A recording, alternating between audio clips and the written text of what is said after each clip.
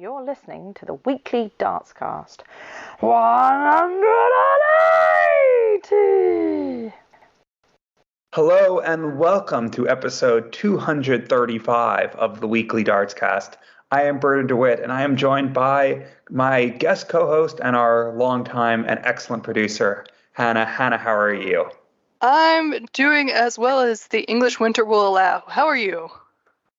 I'm doing as well as the DC winter will allow. It's been chilly here and Alex couldn't join us this week, but thank you for filling in and keeping his seat warm, or maybe taking over his seat. This inexcused absence we cannot let go unpunished. But so much to talk about as we just had the Masters this past weekend, Premier League field announced, and Premier League set to start in Cardiff this week. Also the World Seniors, a lot of darts to get through, but let's start with the PDC Masters this past weekend as Joe Cullen, in his first televised senior final, wins his first televised title. We've seen what a Masters title could do just last year for Johnny Clayton, going on to win 3 more majors after that. 2021 was the year of the Ferret. Could 2022 be the year of the rock star? Of course it can, and I hope it is, because how many years have we all been saying that it's going to be his year? He and Michael Smith and Dave Chisnell always seem to be ready to break onto the scene and have it be their year. They always take so many events on the floor and they get close on TV, like Michael Smith in the World Finals. We just keep saying this is going to be their year. It's going to be their year because they keep threatening to make it their year. So it's a new year. It's a new slate, as it were. We suspect that it's going to be certain people's year, and Joe Cullen has finally made himself off to the start that he's wanted to have and that we've all believed he could have. So could it be his year? It could be. Any year could have been his year because Joe is a really strong player. He has moments where he's fantastic and he has moments where he's kind of not. But I mean, as time goes on, we see those same kind of moments of fantastic and not being as great from people like MVG, who used to be consistently always perfect. So, it's insane to me that anybody would have written Joe Cullen off in the past few years at all, for all the work and effort and big shows he's managed to put on the floor especially. But fingers crossed that this is his year, because it absolutely could be. Yeah, and I think, its progress for a while seemed to have stagnated a bit. He got to the top 16 or thereabouts about 4 or 5 years ago now, and seemed to plateau. Part of that, of course, being when you're number 16 in the world, you're going to, in many of the big ranking events, end up going against the world number 1 in the last 16, and that was Michael van Gerwen for a while. Obviously, a little over a year ago now, he almost beat him, had matched darts to beat him at the World Championships. But so often it seemed in that last 16, he was going against Michael van Gerwen or Peter Wright or someone, because he was number 15 or number 16. And just couldn't get over the line. But I think last year, things just started to click. And the biggest thing that I always had against him, other than the fact that his draw always led to him having to go against Michael van Gerwen so early or something like that, was that he didn't have a good enough B game. But last year, for the first time, I really thought that his B game had improved. And, we know he can throw in those 105, 106 averages. And when he is flowing, like he did at times this past weekend, he's nearly unbeatable. And he is one of the best players in the world. When he's not at that level, it was too often that he was in that high 80s average. And there wasn't enough of that, mid 90s or consistent 15, 16 dart, or 16 would throw 15 against, so that your opponent never gets more than 5 visits. And he didn't have that type of consistency. But that started to come about last year. And yes, he didn't have that major breakthrough, did make a second major semifinals at the European Championships. But it seemed for the first time in a few years that he had really made strides and he was really on that cusp. And that's why I said last week that he was one of the names I threw out as someone who needed a big week, because he was getting on that precipice. And you definitely don't want to get to the point that Dave Chisnell, his opponent in the final, is at, which is obviously everyone knows he is good enough, but he has taken so many scarrings that you start thinking he won't ever get it. And someone who, to throw another name, Ian White, who hadn't yet made a final other than the News of the World 25 years ago, hadn't made a final like Joe Cullen. Maybe that's the better comparison. There was that chance that Joe Cullen would become that Ian White type that is always there or thereabouts, but never crosses that line and makes a big final. And that's why this was such a big event for him, because now he was up to number 11. He was out of that 15-16 rat. And more importantly, he was playing at a level that even when he wasn't throwing in that 106 average, he was throwing in high 90s and consistently throwing in 15 darters. That made you think he could win one of these, and he got it done. This very well could be the beginning of the year of the rock star. Similar to Clayton, I think Clayton similarly had stagnated for a few years like Cullen before getting that breakthrough at the World Cup and then at the Masters. That got Clayton into the Premier League. This now gets Cullen into the Premier League, and he'll be coming in with that same level of confidence and that same belief that he's now ready to really be among the elite of the game. And he looked it, especially this past weekend. And away from the finalists, who else caught your eye at the weekend and that you fancy to be dangerous in the opening weeks of the season here? Well, a word for the beaten finalist and the semifinalists as well. Dave Chisnell was someone I also mentioned in recent, I don't know if it was the last episode or the one before, but after that great run at the Worlds a year ago when he made it to the semifinals, knocked out Michael van Gerwen in one of the all-time great performances, he didn't kick on last year at all. And okay, his Worlds ended due to a positive COVID test early, but there was nothing to make you think that he was going to duplicate what he did the year before at Worlds, because he hadn't been performing to that level all year. But first tournament back makes you think, well, maybe it's there. Maybe that first major is around the corner. He whitewashed bunting, and the game might not look all that spectacular, but Chizzy was clinical in that match. Chizzy took every chance he had, and he didn't let bunting in, and he made that look clinical. He dominated Wade. He beat Michael Smith when Michael Smith, wasn't playing at the level that he had the night before against Krzysztof Ratajski, but he was still playing good. And Chizzy just kept hitting and kept that margin and got over the line. And then he beat, the form player last year, our player of the year, probably the runner-up for PDC player of the year, the players player of the year, the fans player of the year, Johnny Clayton, and he beat him 11-6. And then just didn't have it in the final. But it was a big performance from Chizzy, and one that didn't get him into the Premier League, but gets him right back into that conversation, heading into the UK Open, heading into the other televised events that make you think maybe he has a title on a televised event or in a televised event still in him. And I'll also say someone else who caught my eye was Jose de Sousa, one of the beaten semifinalists. He's another player that tailed off at the end of last year, dropped out of the Premier League as a result, but had two very good wins and a good loss. Joe Cullen was just better than him in that semifinal, but Jose played well. In the end, it was a good weekend, and one that will give him some much-needed confidence and momentum heading into what will be a big year. Because there was so many good performances that this is going to seem crazy to pick out, given it's a first-round situation. But Dimitri Vandenberg versus Ian White, if we look at the averages for the entire first round, Ian White would have beaten anybody except for Dimitri Vandenberg. He was throwing 101 average, and he's had so many problems in terms of his on-TV play and getting anywhere. So he comes out and he starts throwing over 100, and you're thinking, wow, Ian's really turned up for this. And yet, it ends 6-1, because Dimitri has also turned up for this and just stomped all over him with 105. Dimitri carries on, plays Johnny Clayton, obviously, but it comes down to the wire. 10-9, super close. Squeeze a credit card between them. So Dimitri, great start to the year for him. He would have fancied going further, but Johnny Clayton is a force to be beaten with, even if it's, reckoned with in this second round. Ian Diamond White off to a start. If he won't have taken any confidence, and that's a shame, because I think you should look at those numbers and say, if I can produce those numbers going forward, I'm going to have a much better year than I did last year. And it's in his capability to do.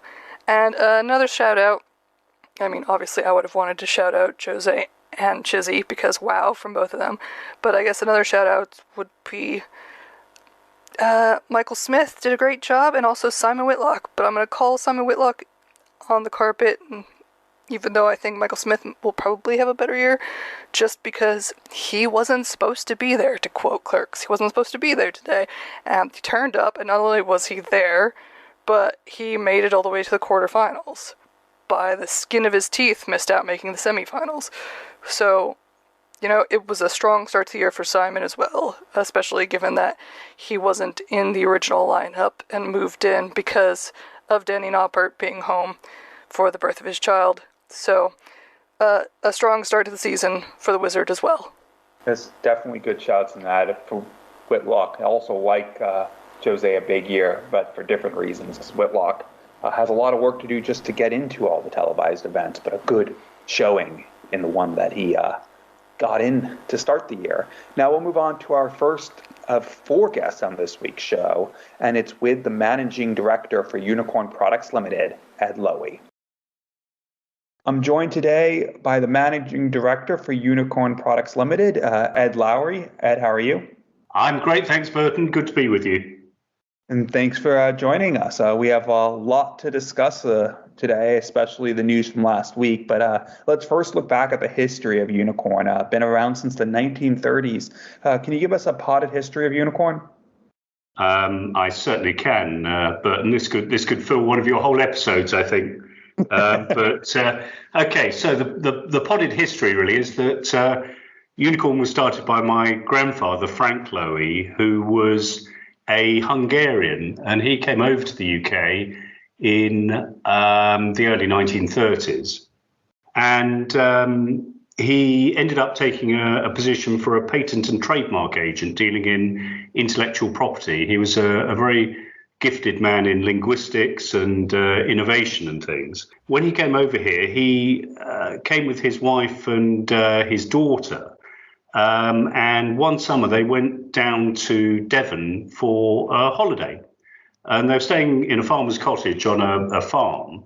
And the farmer one evening said to my grandfather, would he care to go for a drink at the local pub? And grandfather said, yes, he'd love to. So they set off, and he was standing in the pub talking to the farmer. And he said to the farmer, tell me, those people over there, what are they doing? And the farmer said, well, they're playing darts. Have you never seen darts? And grandfather hadn't ever seen darts. It wasn't in Hungary at the time. He went over and started talking to the guys about the darts and what they were throwing at and so on. And he became intrigued by it. And back in the day, so sometime in the 1930s in the rural west of England, a state-of-the-art dart was really a piece of wood with a bit of lead forced into it at the front to give it some front loading, a metal point, and in the back of the wooden cane there would either be a folded piece of paper, a bit like sort of origami really, in the rough shape of a wing, or of course they would use feather flights. And what grandfather noticed was that if you were quite good at darts, you would throw one of these darts into the board, and then the second dart or the third dart could quite likely get caught up in the flight of the first dart, because it was quite a bulky thing in cross section really. And there you go, Burton. In what is it, 90-something years, I suppose, we go from people complaining about darts not scoring to people complaining about darts not scoring, albeit for different reasons. Anyway, grandfather went home to where he lived in South London, and he made himself a target, and he set about designing a set of darts. And back then in the 20s, 30s, if you wanted to buy a set of darts, you'd go to a hardware store and there'd be a sort of bin of darts, and you'd pick one out here and one out there and so on. It's a bit like going to one shoe shop to buy your left shoe and another shoe shop to buy your right shoe, and then being slightly surprised that they didn't feel the same. Although darts has always been played with a set of 3, for whatever reason, they were never sold in a box of 3. So grandfather designed and had made a set of darts which had brass or subsequently nickel-silver barrels. And they were nickel-silver because that meant they wouldn't tarnish. They were engineered so they all weighed the same. He had a shaft that was made out of an aluminium alloy, and although people tend to think that an aluminium shaft is something quite contemporary, it was what he did back in the 1930s. And in the back of the shaft, he made flights which were made out of what was called vulcanized board, which is really a toughened form of paper. You can think of it as very, very durable, really. And on the back of the shaft, he put a little cap, a little protective cap that screwed on the back of the shaft and kept the flights intact. And that meant that and he put 3 of these in a box and sold them as a set. And what that meant was that when you threw the first dart, a second dart coming in, if you got it very close to the first one, well, it would touch the domed cap of the first dart and just glide off and still go into the board and score. And he patented that. And because his job was trademark and patent attorney, he was very used to dealing with novelty, and so he filed a patent for that, which is really where we date the company back to, because the date of the patent is 1937. So it was probably a couple of years prior to that he actually came up with his invention, but we date the company to 1937. Put a set of 3 in a box, and he called them Silver Comet. And that is a name that we still use today. And in fact, we still market or make available a Silver Comet dart that is a precise replica of what he made. To give you an idea of value, let's say that a set of darts, or 3 darts back in the day, cost £1. Well, the set he introduced cost something like £20. So it was 20 times more expensive, but it was 30 times better. So the darts sold extremely well. He distributed those through a wholesaler here in the UK. And subsequently, the wholesaler actually got out of that business, and grandfather decided that he would give up his day job at the patent attorney and he would make darts a full-time occupation. The darts he introduced, they were introduced in one weight, and people said, I love your darts, but have you got something a little heavier? And other people would say, well, I love your darts, but have you got something a little lighter? So grandfather called the original set medium and introduced a light and a heavy, and he now had a range of light, medium, and a heavy. But leading on from that, and it's relevant to the contemporary game, is that people then said, I really like your medium darts, but I'd like something a little bit heavier, but your heavy darts are too heavy. So have you got something in between? Or other people would say, well, I like your light darts, but I'd like something a bit heavier. Your medium darts are too heavy. Have you got something in between? And so this then got a bit complicated, because he then had sort of light medium and medium heavy and all these ridiculous things. And so he introduced a weight index. And it's probably not dawned on anybody, if darts kind of originated in England as a sport, however many 100 years ago, why are they weighed in grams, which is a metric measure?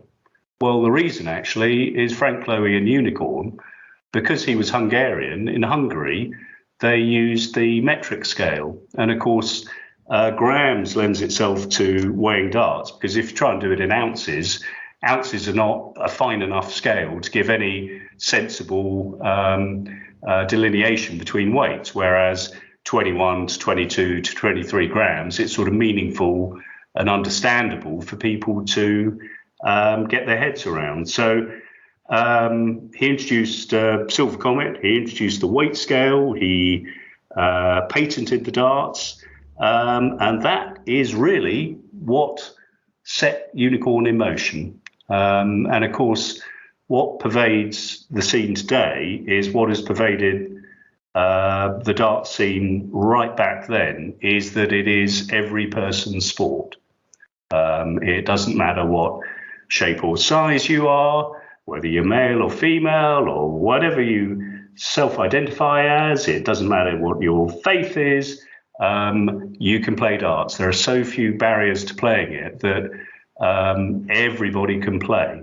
You don't need much space. You need 7 foot 9 1/4. You need a set of darts and a target, and really for, £20, £25, $30, whatever it may be, you're in business. So darts has been, and let's hope it will forever be, the kind of everyman sport. Yes, indeed. And not just now are there a bunch of different weights, but different designs for different players, including Gary Anderson, who is been with Unicorn for a very long time. What's it like to work with a player that many would say, and I think I would agree, is in the top 5 players of all time? Well, it's a very great privilege, Burton, and I would think, I don't know who you would identify as the other 4 in your top 5, and you can set off arguments about this, but I would guess that over a period of time we've had the pleasure of working with many of the top players. We didn't just innovate in introducing kind of the modern set of darts, we really innovated back in the 60s with having professional players on our books, people like Tom Barrett, Tommy Gibbons. These are names that won't be known to perhaps the majority of your listeners, but Tom Barrett was a 2 times News of the World winner in consecutive years. And we thoroughly enjoyed beginning to work with professional players because you get a different insight into the game, and it makes our product offering for our customers more rounded, more interesting, more relevant. With Gary Anderson, what a great pleasure. As it happens, had the honour to be at his wedding celebrations just the weekend before last down in the West Country of England, and working with these guys, getting their feedback, showing them our new ideas. It is all motivational, and it is all extremely useful in developing new darts. And of course, we come up with new concepts as well. Very interesting to show them what we've been thinking about. And I guess probably the most interesting thing is potentially the divergence between what a professional player uses and perhaps what less gifted players think they would like to use. Because in general, if you look at the equipment that most professional players use, it tends to be less complex than perhaps some of the consumer darts that you can buy, because ultimately it remains quite a simple sport and it doesn't need that much interference in the actual equipment to achieve astonishing results, as a player of Gary's caliber regularly does. Exactly. And also mention another player who's been on Team Unicorn for a while, James Wade. We had him on the show last year near the end of the year, and he mentioned that he was helping out with the Unicorn Support Your Local campaign. How did that campaign go? It was a good initiative, Burton. It was very much an initiative of our time in conjunction with the PDC. And of course, we were in COVID times, really. So this was, I guess, about a year ago.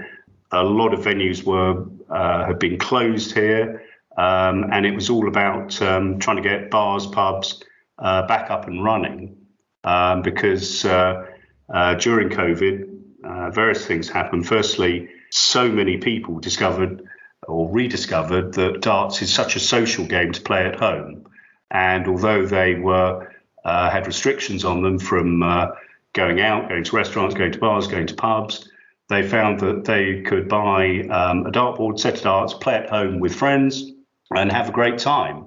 And it really highlighted actually to us how popular darts is. Going back to that thing that we touched on a while ago, it's every man, every woman, every person sport. In terms of support your local, we helped out with players going to their local facilities and equipping them with some new decent dartboards and darts and so on, and to try and encourage people on the road back to getting in business, really. So it was a good initiative. Now, we'll mention another one of your players, Michael Smith. Obviously, a great run at the World Championship. As a result of that, it got him back into the Premier League after missing out last year. How pleased are you to see, well, first his great run at the Worlds, but also to see Michael reestablish himself at the top of the game?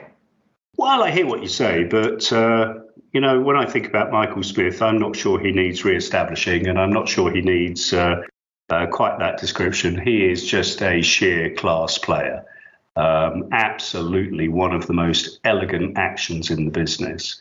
When he's on form, he's unlivable with. Quite superb player. And you don't just get into the Premier League just through a great run at the Worlds. You get into the Premier League by being a player that people want to come and watch and admire and cheer and respect. And all of those attributes Michael has in spades. So, yes, absolutely delighted for him that he got through to the finals at Ali Pali.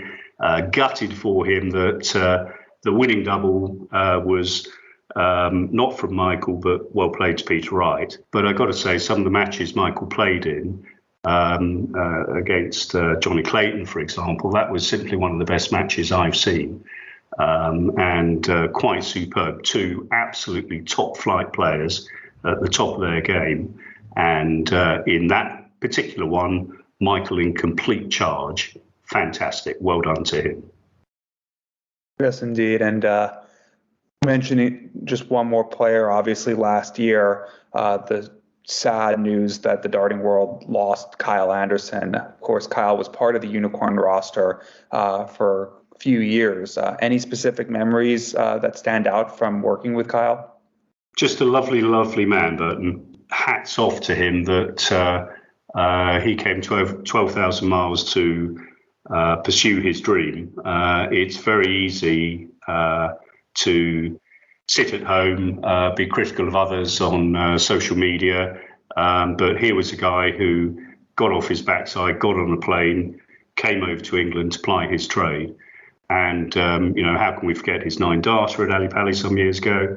Just a lovely man. Whenever we saw him for dart launches or he'd come into the office, he was gracious, deeply respectful, and of course, great fun. A lovely, lovely guy. Miss him lots. I think everyone who ever met him misses him. Let's get back, though, to news with the Unicorn last week. Of course, the big news that after 25 years, Unicorn was stepping away from being the dartboard sponsor for the PDC. It surprised a lot of people, but how did the decision come about? Well, the roots of it really, some of it's in our history, really, Burton, in terms of not being afraid to do new things. And so, yes, we've had in our history innovation in product, innovation in player promotion, innovation. We probably unknown to a lot of your listeners, we staged the first World Championships back in 1975 and 1976. The Unicorn World Championships, which were pairs tournaments, because at the time that just didn't exist, and the sport of darts needed it. As we moved into the 90s, Unicorn were the only company who stuck in there, helping the good people form what is today's PDC. We were absolutely pivotal in that, investing in it right in the early days, helping people.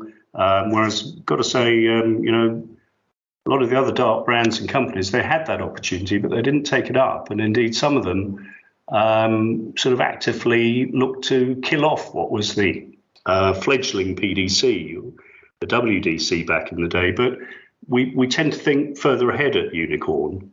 And then we come through to COVID times. And as we've touched on, we noticed how many people were playing at home, and really this kind of new social darts entertainment that has sprung up in recent years.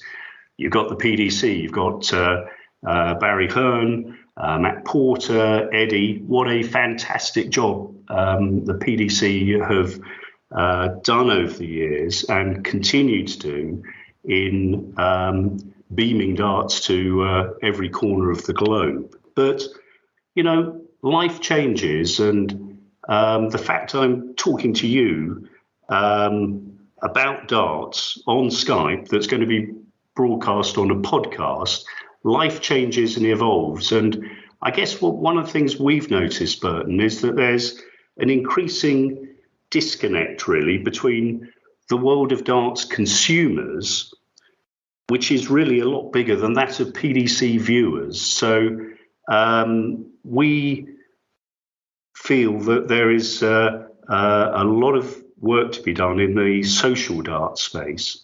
We've worked with the PDC for 25 years, enjoyed every moment of it, but in the same way that we've had new challenges in the past, then we've taken on a new challenge to direct our investment and resources towards social darts and towards a program that we call For Every Player. That's what we're going to do.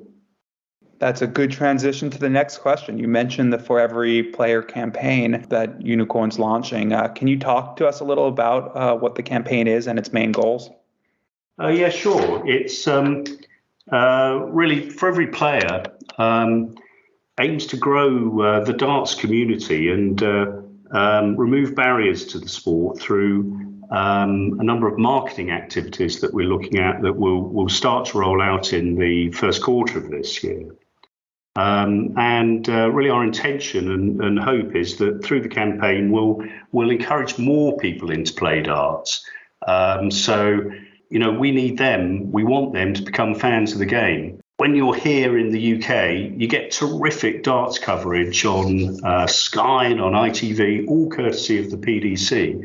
Yourself there in Washington, DC, possibly a little bit harder to keep up with darts as a mainstream sport on TV. But, every time I come to US Customs or US Immigration when I'm coming to the States, and very often one of your very helpful immigration officers will say, what are you doing here? What's the purpose of your visit?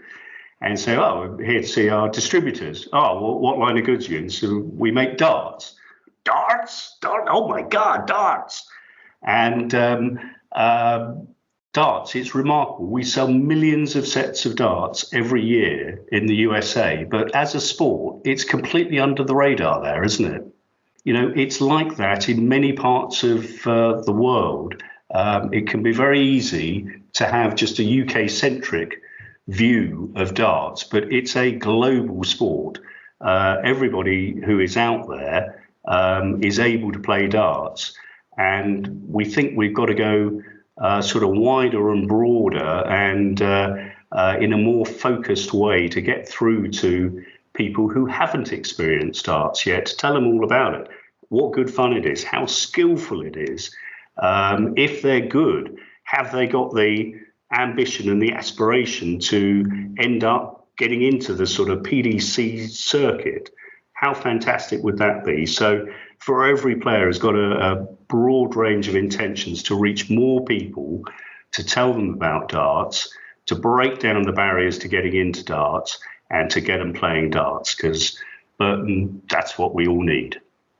Yes, and then just one more question. Obviously, the For Every Player campaign is now underway, but away from that campaign, does Unicorn have anything else planned for 2022 that you're able to share with us at this time? Well, we're doing a lot of work, actually, with a product that we call Smartboard that's been available in the marketplace for a few years now.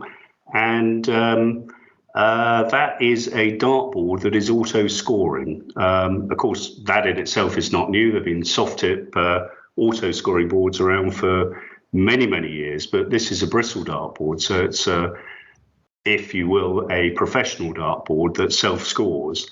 And again, when we look at who is playing darts, where they're playing darts, how they're playing darts, how do you break down the barriers for playing darts? one of the most confusing things can be the maths of the whole thing. But Smartboard, through our Score Buddy app, through Smartboard, what's called augmented reality, through Smartboard being used in commercial locations. We're in about 8 countries at the moment, and growing. We really see products like Smartboard played by people who are just enjoying darts as a great way to get together with friends and family. They don't have to be in the same place. They can shortly be on network play. Fantastic way to come into darts, and then once you've tasted a bit of that, you get the appetite for the professional game. So we're doing a lot with Smartboard. Well, Ed, thank you so much, and best of luck on those new campaigns that you guys have going on. Thank you very much indeed, Burton. Thanks to Ed for joining us this week. Now, as I think we mentioned on last week's show, but if not, I'll mention it quickly now. Of course, the big news in the dartboard side of things was that after 25 years, Unicorn ended its partnership with the PDC and will no longer be making the dartboards for the PDC. This past event at the Masters, the last event under that contract. Winmar now unveiled as the new dartboard sponsor for the PDC this morning, as of the time we're recording, yesterday or the day before by the time you're listening. What did you make of the news? It's interesting timing for everything with Unicorn. I mean, I know the listeners will have just listened to the interview with Ed. I have yet to listen to it because I received it just before recording this. But in terms of, you have to think why, basically, break it down to what could it have been, because that's a very lucrative deal to have had. Obviously, the PDC used quite a lot of dartboards, so you don't take a decision like that lightly.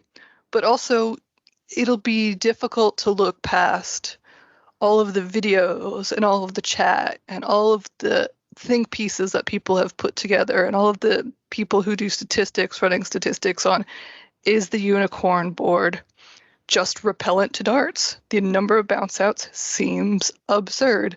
Is this something that happens with windmill boards, or is it solely a Unicorn situation? I don't think having that amount of chat for a product is good long term.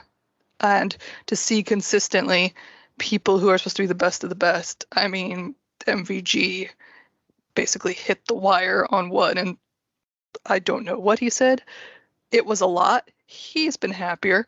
It was crazy. We have to think that over time, this will affect a business. To have their boards on show every week is a fantastic advertisement for them. However, to have their boards on show every week and have people cursing the boards, have players saying these stupid boards, saying these terrible boards, the boards are terrible, my dart fell out because these boards are awful, is not good.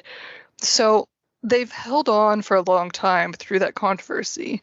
And it'll be interesting to see what happens with the windmill boards. If it's just the nature of players playing a lot of darts, you see it more often, or if there's really something with the boards where they just don't stick properly. But it'll be a big change, and especially at a time of year when you would think that they would have wanted to keep that advertising going. If people see it, if people know that that's what they play on, if people are stuck at home for whatever reason, we still have a pandemic going on, and people are looking for something to start them off, there's reasonably priced Unicorn boards, and it's a brand that you would recognize if you're brand new to it because you watch an event and there's Unicorn. So I don't really know what to make of it. Obviously, they've had a lot of their players leave too, so I don't really know what the game plan is or what the structure is or what is beyond the scenes at Unicorn. I just know that Windmill will be very lucky to have had this contract. They make quality products as well. It will be interesting to see how things develop for them and how lucrative that is. And it'll be interesting to see where does Unicorn go from here, because you would have thought they were at the top, and to step away from the top is a big and interesting move of sorts. Yeah, You made a very good point there that, the exposure that Unicorn got from having their boards be in essence, what people see when they turn on the television and watch professional darts.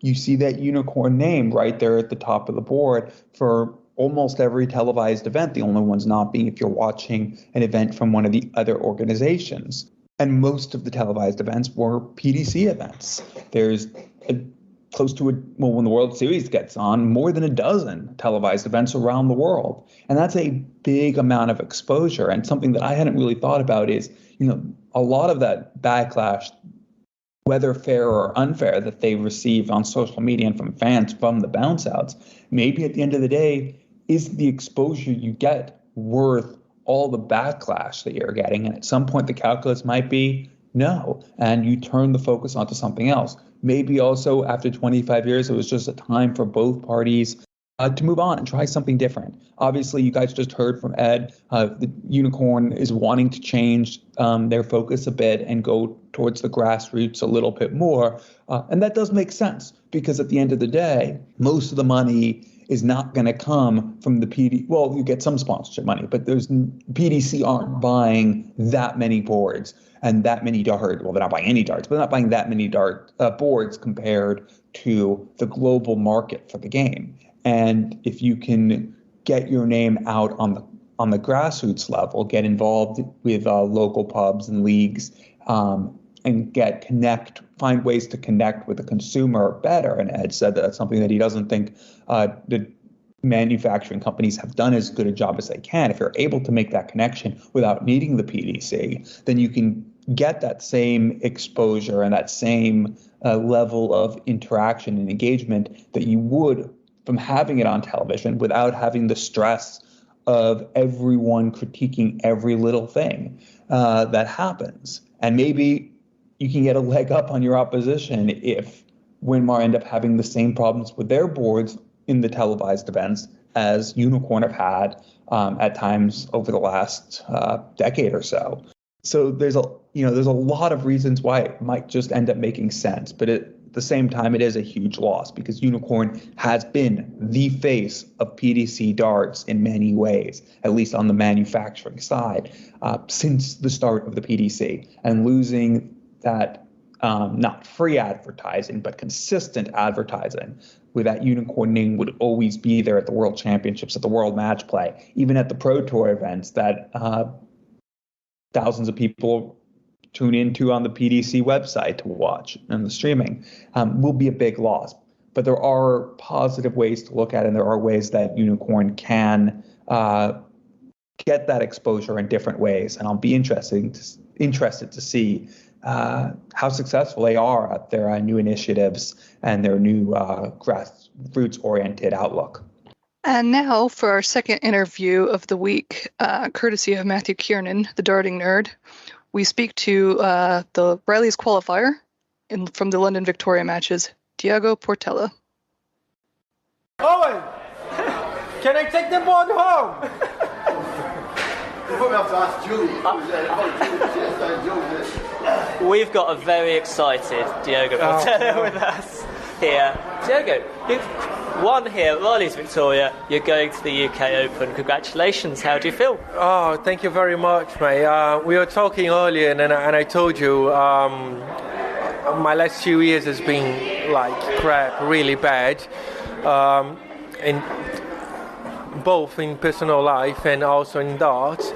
And I felt today, I changed the darts like Monday, and I felt today, you know what, if I'm going to restart, like rebuild my career from the scratch, there is no better place to do it than in the Rileys, where I started playing here. When I start winning titles was this venue here. I know they refurbish everything and it's a different layout, but I think the atmosphere just make me play well, and there was no better feeling than winning this tournament after a long while and an important tournament to qualify for a major again. So I can't express like how happy I am, really, man. Really, really, really special moment. We have to talk about the two games at the end, the semi and the final. You're 3-1 down in both of them, and you face match darts, obviously, in that last one. What's going through your mind in there at those points? Yeah, to be honest, both of them had match darts against me, but in the semi-finals, I think it was more my fault than actually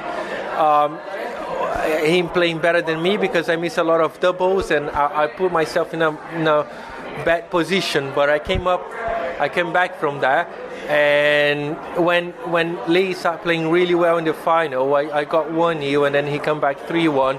I was thinking exactly the same thing I was thinking in the semi-finals. It's just one break of throw. So you hold your leg and you have one good leg, and that's it. That's you in control of the match again. It was exactly what I was thinking in the semi-final. I thought in the final, and you know, the darts god was in my side today, and they both missed 2 match darts against me, and to be honest, I could have lost both matches 4-1, but I'm happy that I won, and I won the tournament. That's the most important thing. Fantastic. A quick word for Danny Lowy as well. Oh, yeah, brilliant decision, man. We're supposed to come here together. He's supposed to be staying with me for the whole week, but he decided to go up north because it was his only weekend here in the UK before he come back to US. And he said up north there will be 2 tournaments, 2 chances of qualifying. But he had already paid this one, and I said, yeah, it's up to you. Do whatever you feel better. And we both end up winning the first 2 tournaments of Rileys, so fair play to him.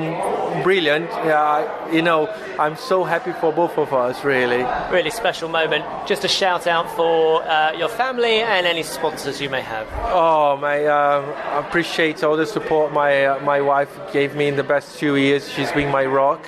And my little girl has been great. And what can I say about my sports, my sponsorship? They are amazing to me. Kat from Kat Dromeda, she's been with me for 4 years now, and she never gave up, even in the worst. In the worst place I was, she never gave up on me, so thank you very much. Bulls has just released these new darts, and the first time I played a competitive match with these new darts, and what can I say, I haven't lost yet, so thank you very much for the very good job they did, Bulls. And Steve Godard, my manager now for this year, I appreciate the belief he had on me. So yeah, let's go to the UK Open. Mine head now. Amazing. Well, Diogo, many congratulations. Alex Moss and I are going, so we will see you there. Oh. And congratulations once again, and we'll see you at the UK Open. Yeah, thank you very much. I see you there, man. And thanks to Diogo for his time. In regards to Premier League, though, as we move into that, Premier League format, brand new this year. Want to know, what do you think of that? What do you think of the lineup now that we know who are the 8 that are going to be playing? And who do you think in that 8 will benefit the most from this no dead cat game formats that we're trying? Yeah, and I assume all of our listeners know by now who the Premier League lineup is, but just in case anyone forgot, it's of course the reigning world champion Peter Wright, the world number 1 Gerwyn Price, who missed last year as he had to withdraw due to COVID, Michael Van Gerwen, who's won the event I think 4 or 5 times now, James Wade, who's number 4 in the world, Michael Smith comes back as the world runner-up, Gary Anderson, world number 6 is in, Johnny Clayton, the reigning champion, is in, and of course Joe Cullen, from winning the Masters, gets in the following day, following in the footsteps of Johnny Clayton, who did that last year. Overall, I'm happy with the lineup for the most part, and I'm not that surprised. I didn't think Fallon Sherrock was really going to get in after not winning a tour card at Q School, but there were still some people from Sky who were talking on social media about her getting in. So maybe that last spot could have been hers if someone else had won the Masters. And by that, I mean someone who was already likely in the field. But I think more likely it was Rob Cross, who got left out as a result of Joe Cullen winning, because Rob Cross, he won the European Championship last year, and he now becomes the first player in quite some time to win a major, ranking major even, and not get into the Premier League field. Paul Nicholson, of course, won the Players' Championship over a decade ago, didn't get in. Grand Slam winner Scott Waits also didn't get in around that same time. Granted, he was in the BDO. It just happened to win the Grand Slam. Grand Slam was also, of course, not a ranking major then. But Rob Cross gets left out. So he's probably the first one left out. And Gary Anderson, even though didn't even make a televised final last year, did make the semifinals of the World, gets in. But Gary Anderson is one of the faces of darts. And that's why I thought he was going to get in regardless. When it dropped to 8, there was that chance that maybe Gary could be left out. But I didn't think it was a strong chance. And something that Alex and I disagreed on when we were talking about it before the quarterfinals of the World Championships, but I thought Gary would get in. Rob Cross obviously should feel hard done having won a major and getting dropped, but he was relegated the last 2 years. Dimitri Vandenberg making a couple televised finals last year and having a very good showing on debut would feel hard done. And Jose was a finalist last year, but in fairness, didn't really do much the rest of the year.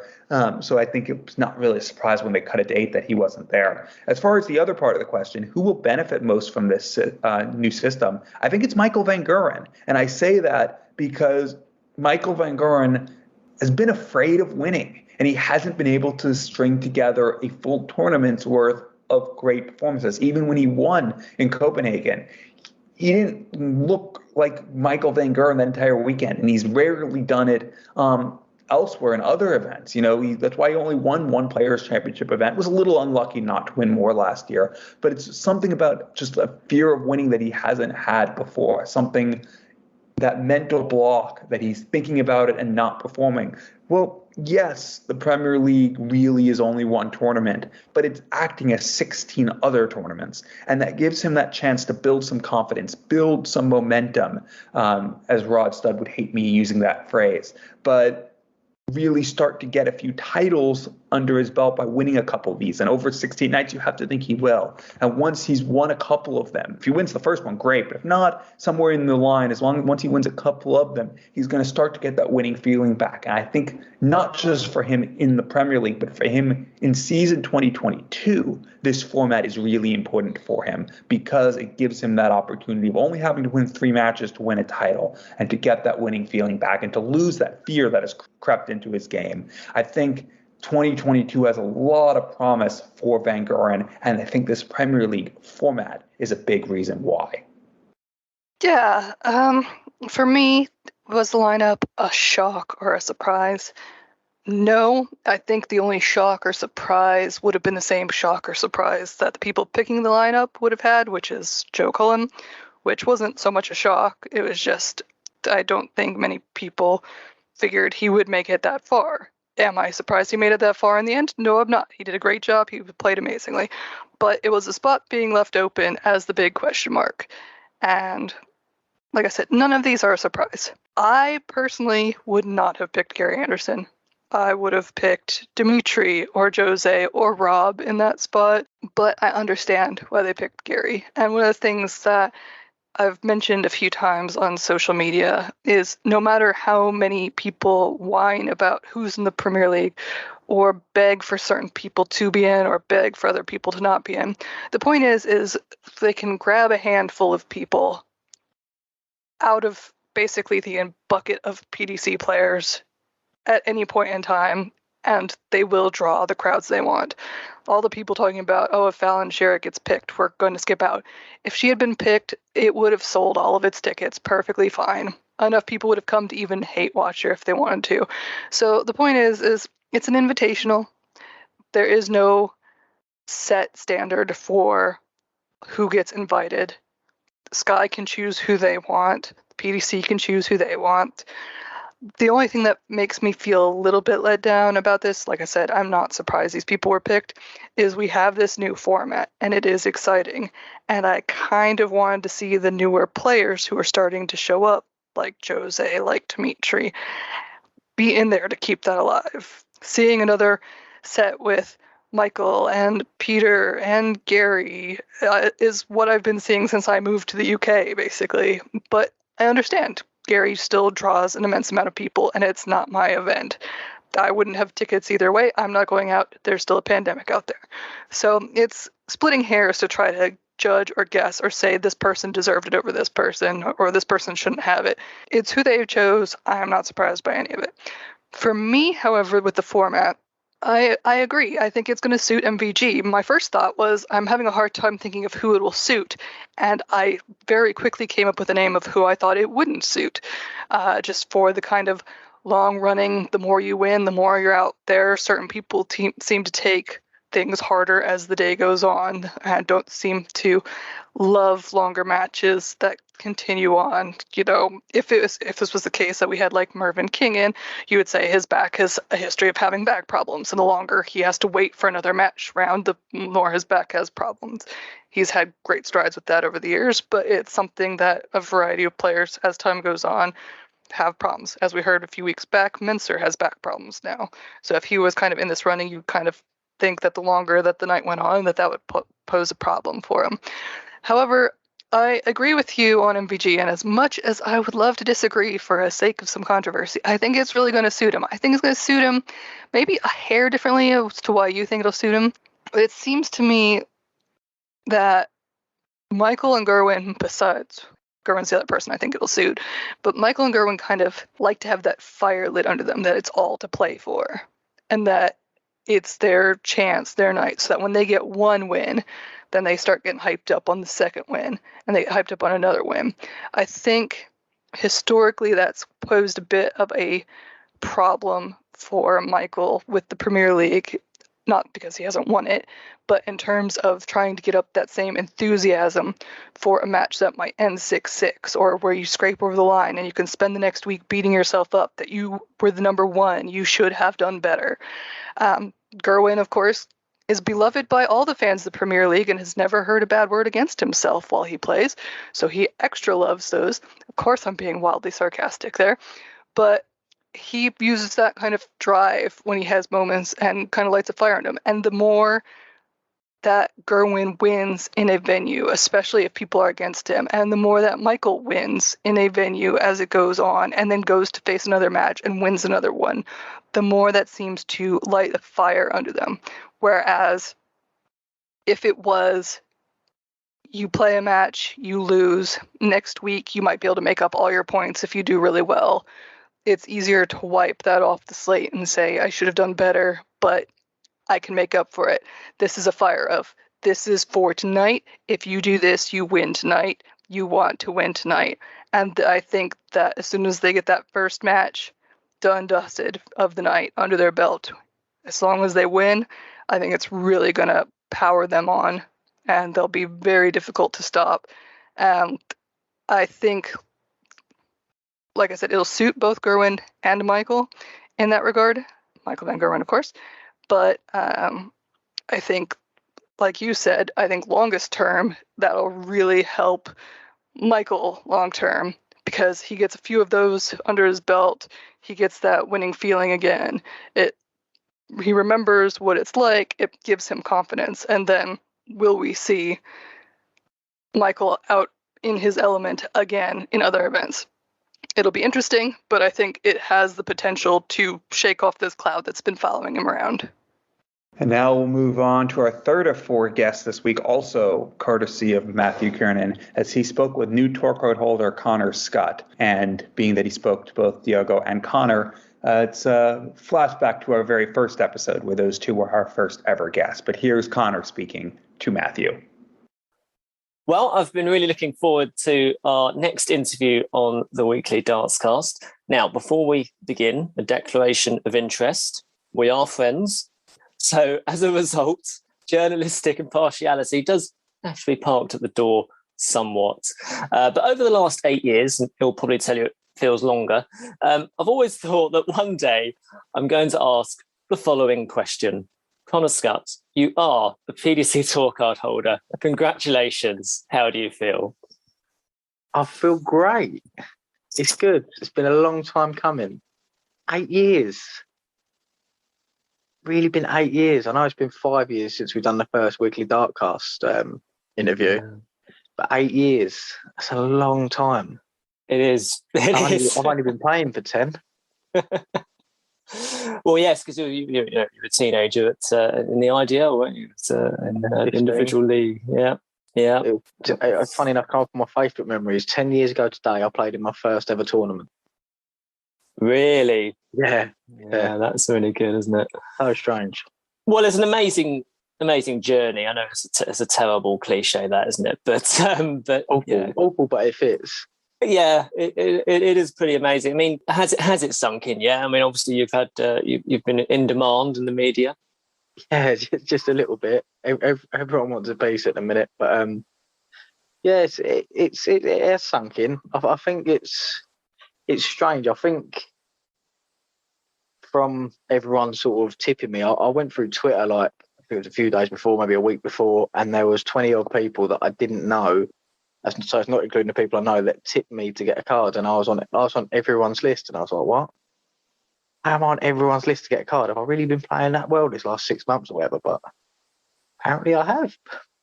12 months ago, you're 80-1, going in very much under the radar. This time you're on everyone's, as you say, everyone's prediction list, which is always a fool's errand anyway at the best of times. I mean, how do you cope with that change?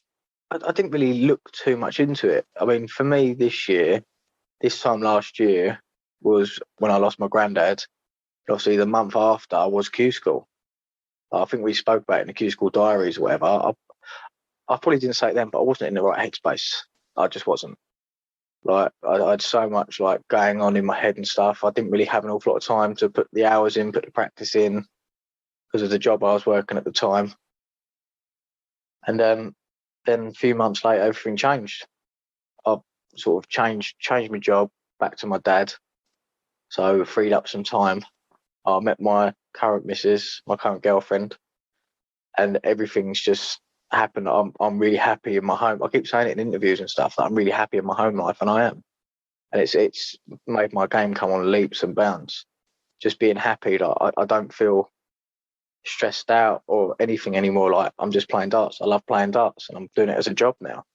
It just goes to show, like, when I am in like the right headspace, right frame of mind, what can happen. Like, so I've always, like, you know yourself, like a few years ago, like we played, what was it, the Riley's Open, and it was the first of 4 games, but for the first 3 legs I was averaging 118, and this was when I was, how old was I then, 20, so 5 years ago. Well, roughly when the Unicorn contract started. So I've always had the game there, but I've never been sort of happy enough in other aspects of my life for it not to put pressure on me and like feel like I have to perform every time. Now I'm a lot happier and a lot more relaxed. Like, I've got everything going for me. I've got like my manager Brian on side tells me what I'm doing right, what I'm doing wrong. L-Style on side, flights and stems, they're brilliant. Mission has just come on board, they're amazing, couldn't do enough for me. Like, I've got so many good people behind me, not just in the darting world, but in my home life as well. And obviously you got like my mate Ben, my mate Nathan, got yourself, like all the different tournaments I go to and stuff. You guys are always there messaging me and everything. Like, it really pays off having like a strong sort of support behind you. Yes, because we often think that it's a mistake to think it's just the darts player, but behind every successful darts player there is a team of people, isn't there? There's a massive team of people. Like, I think I said it in an interview I done the other day, but I'm a very lucky dart player, and I know that as well. I'm not one of those that can. I don't go to the hotel room after a game, whatever, and sit on my own with no one to talk to, no one to like reach out to, sort of thing. I'm not on my own. I've got like a massive support network behind me, and it's brilliant. It's absolutely brilliant. Like, my mental health couldn't be in a better place. It never has been in a better place. Oh, that's really nice to hear. That's really nice to hear.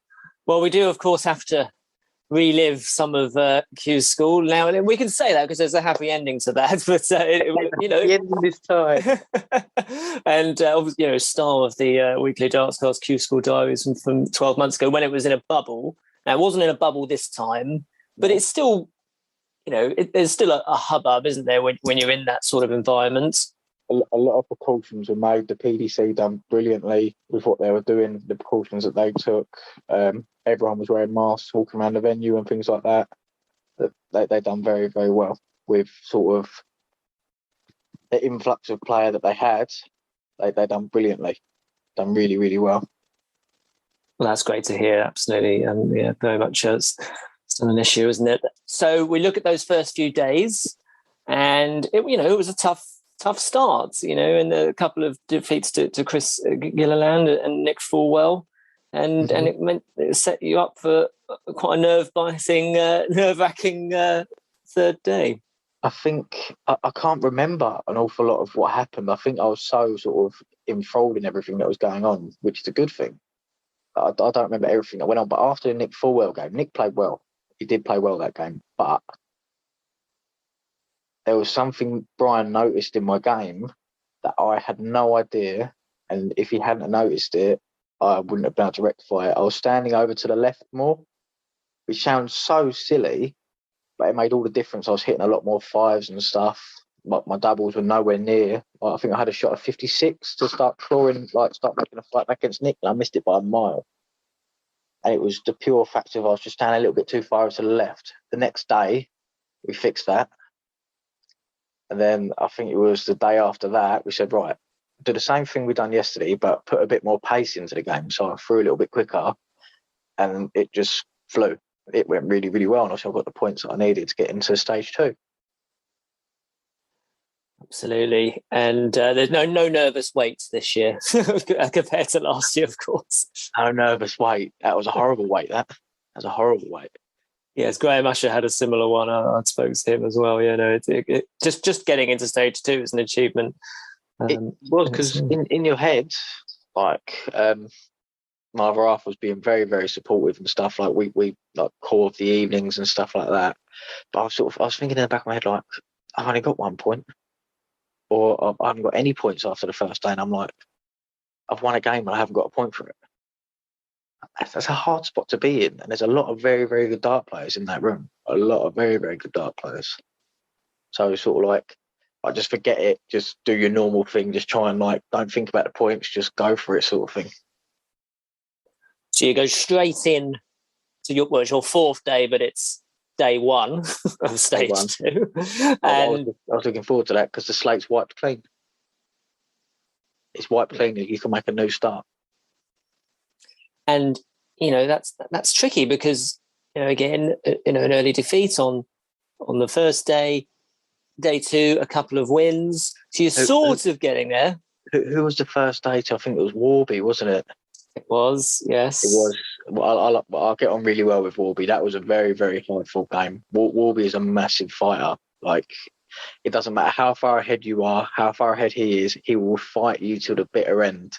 There's such a good quality to have as a player, and that's what that game really showed. I think he had a 94 average, I had a 93.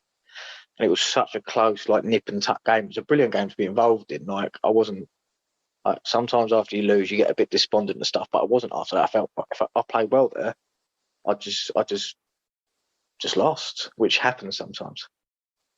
That's what Q School is, isn't it? I mean, there's so many stories like that of, very fine margins between, very good players. Very, very fine margins. I mean, if you look at, I think someone that missed out by, was it a point or maybe leg difference? Dan Reed. Dan Reed missed out on leg difference. He's a quality player. I played him on one of the days. Great player. But he missed out just on a few legs, which is so difficult. So then it comes down to your 6th day, but it's day 3 of stage 2, and this is where you make your move. So what's talk us through that? What's the difference in your game at that point? What was day 3? Who did I play? Was that my Scottish day? Well, yeah, I think it may well have been. Yes, you got the 4 wins. Yeah, I think, who did I play first? I think I played Josh Richardson first. So yes, it was Richardson first. Then it was Gary Stone. Yes. Then it was Jason Hogg. Then it was Dan Reed. Then I lost to Ross Montgomery. That's correct, yes. In the quarterfinals. I want to say quarterfinals. It was the quarterfinals, yes. But I remember that one because in my head I played Josh at the England International qualifiers, I think it was, in Bridleton. Great player. So I knew what I was up against before I even started playing him. Then Gary Stone, who I've seen in the live league, I hadn't played Gary before that, but I knew about him. Jason Hogg, who I know is, like, I think he's appeared at the World Championship a couple of times. So I knew about him. I know about Dan Reed from local stuff, and obviously I played Ross Montgomery at the Welsh Open this year already. So I knew the players. I knew what I had to do, which is a lot. It's a much easier place to be when you walk into a game and you know the quality of player that you're playing. You're prepared for it. You know what you got to do, and you just got to put your head down and focus and get on and do it. Otherwise, you lose. And at the same side of things, you're saying now, well, I knew him, and that's pretty, that's the caliber of player you're with now. It's very strange. I think on paper, I probably had one of the hardest draws going at Q School. Like the players that I were playing were all in like the sort of top echelons of the averages. It's a big word, echelons. But they're all up there in the averages sort of thing. If you look back at it, and I think I was talking to someone about it last night. I say my draw for Q School was horrible. Like the more I look back at it, I'm like, how have I got through some of those games? Is just beyond me. Like I said, it's just about head to the ground, just go for it. Like it's nothing to lose at that point. All you got is something to gain. Like I was quite lucky. I had stuff to fall back on, like modus, challenge draw, and stuff like that. I had loads of stuff to fall back on, so there's no real pressure. I only had something to gain from going to Q School, which is good. Yeah, lovely position to be in. Yeah. So you're in a bizarre situation where you're sat on 5 points, heading into that last day. You're in the spots with a plus 24 leg difference, I think it was. So I knew from other stuff. You know me. I'm like yourself. I go through a lot of the stats and stuff. So I was well aware of where I was. I was 95% guaranteed at that point. I think it was. But if I got one win, or like was it 2 wins under my belt or something, then I was definitely going to get it. So I knew that if I had 6 points, I was going to get it. And going into that last day, I played Dave Ladley first game, and I was like that the whole time. I've never felt like I'm one of those people that say I don't really get nervous, because I don't normally. I don't. So I enjoy playing the game so much. I don't normally suffer with nerves. I just get excited. But that game just done something else. I didn't play very well, but I scraped through it just about. But yeah, then I had played Thomas Lovely, and Thomas Lovely's a good player. And I know he's a good player. So it was another case of head down, just focus, like get everything out of my head. And that was the most relaxed game I've ever played. I think I was on 190 at one point, and he was sat on 82, and I went treble 20, double 19 to leave 32.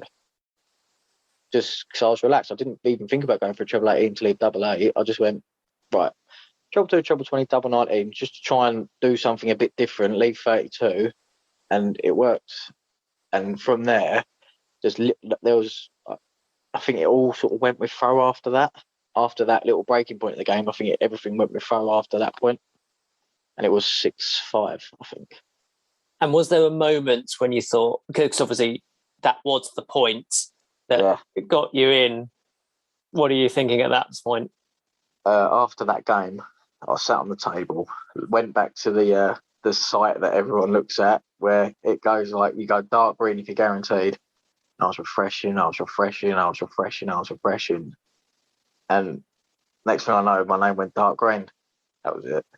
I sat there, I started crying, like happy tears. I was laughing and crying at the same time. Brian said, "Shut up, you're embarrassing me, what you doing?" Like, I just couldn't help it. It was such, like, I've been playing for God knows how long. This is my 5th or 6th time at Q School. Maybe it could be more than that. I think it must be 5th or 6th. But I've been to Q School quite a few times. And before then, I got 2 points a couple of years ago. Other than that, I'd never won a point. Last year, I didn't win a single point. I think I won 1 game the whole time in the second stage. So I think it was just a massive release.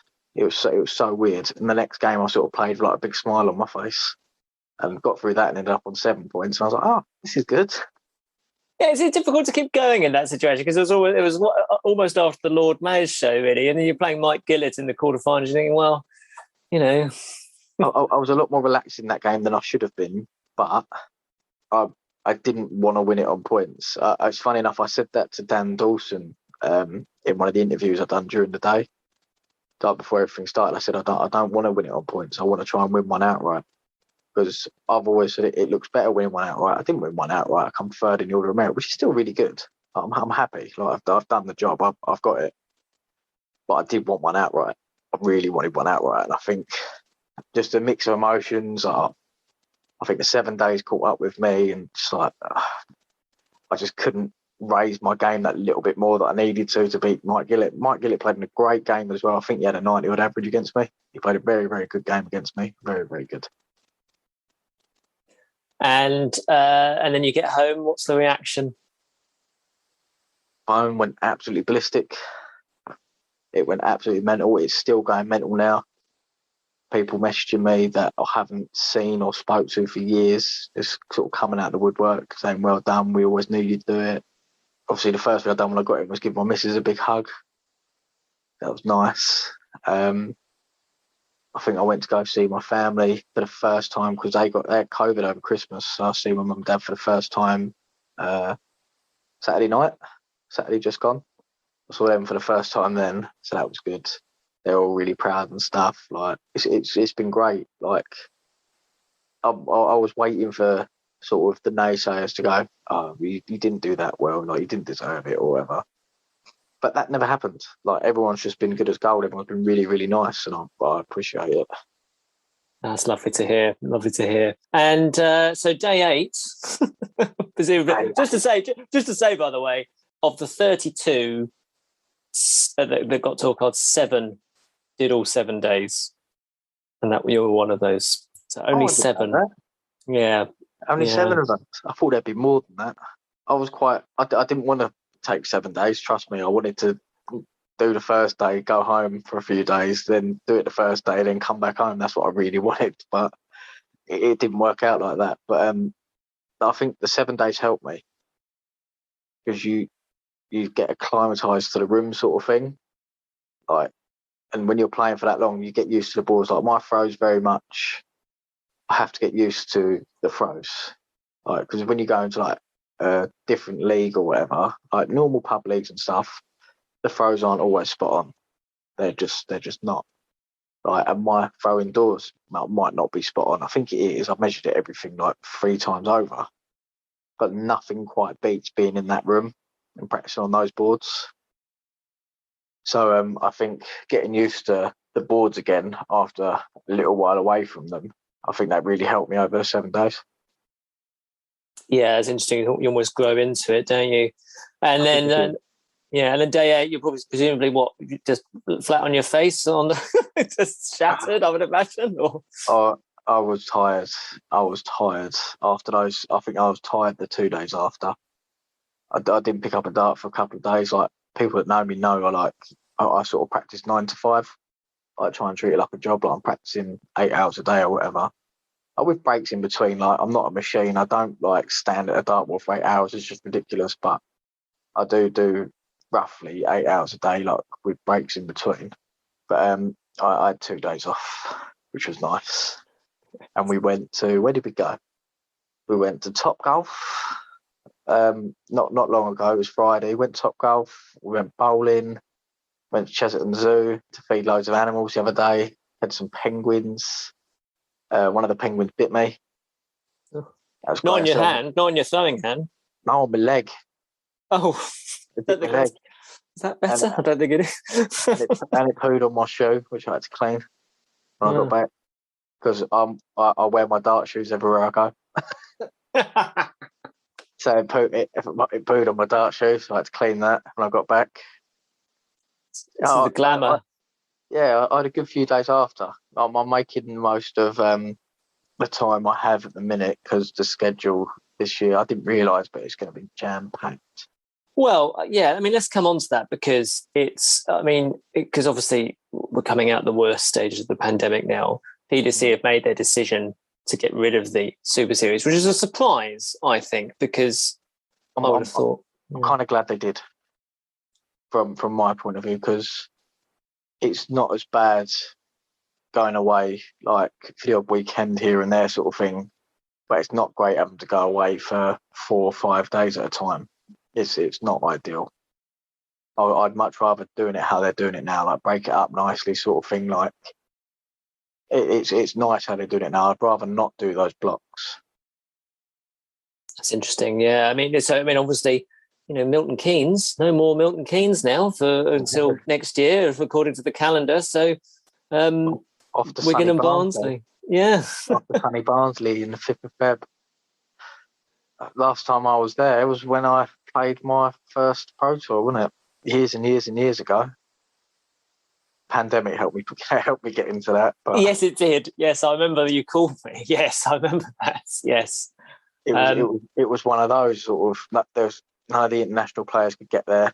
Players were dropping out left, right and centre, and I got a phone call. Yes. Which was lovely. Down tools and get on a... It was. I was at work at 12 o'clock and I had to make my way to my manager Brian's. I think I got on a train. So I left Mitcham where I was working at 12 and I was on a train up north at about 1:30.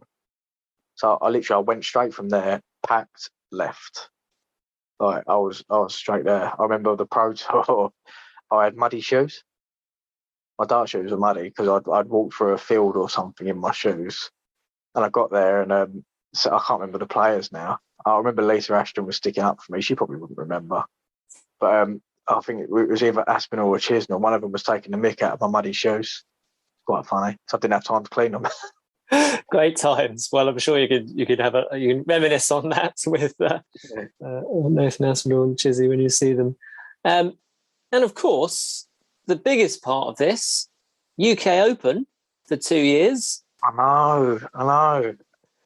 Here's me thinking, I'm never going to qualify for the UK Open. I was thinking it for ages. I was like, that's the one I really want to qualify for it. Go to one of the Riley's things and win it outright. Like, I really, really want to qualify for it.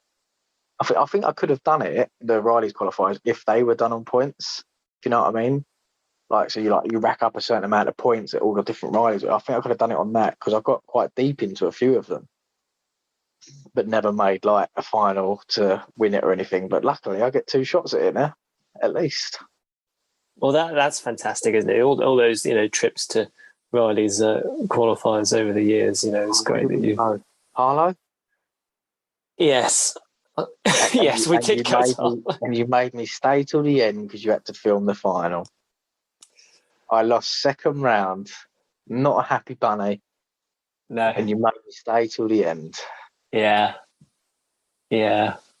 And it was that did happen. And it was Steve Corrett in the final. Alex Roy. Versus Alex Roy. And it was very methodical because Steve Corrett is the most methodically sort of precise player you'll see against Alex Roy, who was struggling. He will be happy to admit that. And it was a long day. It was a very long day. It was a very, very long day.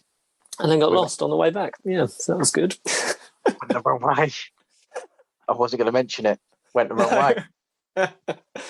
See, so you can look back on this and laugh now and think, well, at least I don't have to do. We went to another one as well. Was it Benfleet? Yes. So Benfleet was the last one. I think it was probably one of the last events of pre-pandemic. I think it was. Yeah, and it was you, Jason Askew, Dale Pilgrim in the car. Yeah, to be feared. Yes, team 3 beards and a bye, as I called it. 3 beards and a bye. And again, well, the funny thing is about that one is, you played Dan Reed in that one and missed out. We can laugh about it now. And Brian Roman has won a tour card, and he was there as well. Yeah, he was. I think I remember saying hello because I played him at the. How long ago must this have been? I played him at the Festival of Youth Darts, and I managed to beat him at that somehow. I don't know how, but so I wasn't as good back then, sort of thing. But I remember him being there. Someone else was there as well, a German player. I will definitely see you for your UK Open debut. Alex Moss and I are going, so we'll be there to see that in some description. So we'll just wrap up then. A word for your sponsors and family members that have thanked you and have helped you on the way. Yeah, I want to say Oh, how many do I list? I'll say a big thank you to my mum and dad, obviously. My brother for teaching me how to play darts. My granddad for also teaching me. My other nan and granddad. Obviously, my other half, Beth, who's been very, very supportive. Like, been an absolute diamond, especially with me going away and stuff like that. Been amazing. Obviously, my manager, Brian, who without him, I probably wouldn't be able to play to the level that I do now. I wouldn't know the little tips and tricks that come with it. My mate, Ben, for giving me stick where it's due and praise when it's due. My mate, Nathan, for always calling me, even if I don't always answer his phone calls. All my other family. Luke Constable, for driving me everywhere. Yourself for driving me everywhere all over the years. Loads of people. Mission for the support they're giving me. I nearly said Target then. L-Style, all the support they're giving me. It's just mental. I've got so many people to thank. Like if I missed anyone out, it's not on purpose. My memory just isn't very good. There's a lot to go through. So thank you, everyone. Amazing. And the Weekly Dartcast for keep asking me to do interviews. Yes, you were, as I say, you were, for Maddox and myself, you were the first guest along with Diogo on the first episode 5 years ago. So it's been great to see both of your progress. So we always thank you for your time. Thank you for your time today. Anytime. Thank you to both Matthew and Connor for that chat. As we mentioned, a lot going on this upcoming week. It's not just the Premier League, but it's the first ever World Seniors Championships. And now 9 months since it was launched, that event is finally here. How much are you looking forward to the action at the Circus Tavern? It's interesting because when it was first announced and they announced who was going to play in it, I was like, ooh, that is so interesting. And I do not live far from the Circus Tavern. That would be a very exciting event. And that has segued into Alex asking if I would like to go help cover it, and me saying, oh my God, I didn't realize it was this week. How does time pass these days? I don't even know. But in terms of looking forward to the action, I'm probably not their market here. But I am excited. I mean, my thing is it's meant to be a giant nostalgia wave of the players of yesteryear. And in the case of the women who are playing in the event, the women of current times, I mean, obviously, Lisa still plays, Dita still plays, Trina was gone for a while, but she's come back and is playing more.